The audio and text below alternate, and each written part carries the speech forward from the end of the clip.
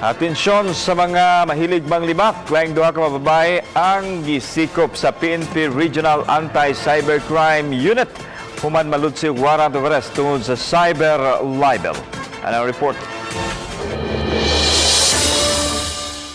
Wa magdahom kining mga ginang nga mapusasan tungod lang sa mga mensahe nila sulod sa group chat sa social media. Mihangyo sila nga dili nganlan. Matod sa usa nga nagkaatubang sila sa reklamante dito sa Barangay Pusok, Dakbayan sa Lapu-Lapu, niadtong Nobyembre sa miaging tuig. Apan nakugang na lang sila kay nalutsa naman og warrant of arrest. Nagsugod ang tanan sa mensahe sa chat group diin. Ang usa ka dinakpan mihulagway sa reklamante nga usa ka midget.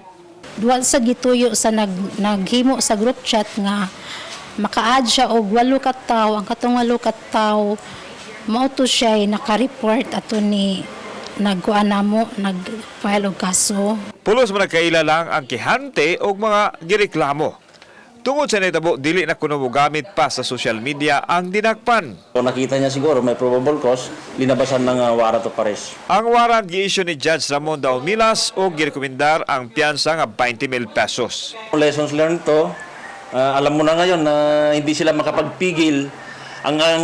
Ikaw na yung nakikita sana na victim dito. Pag nag-reply ka at medyo libelous words yung re-reply mo, ikaw ang madidiin.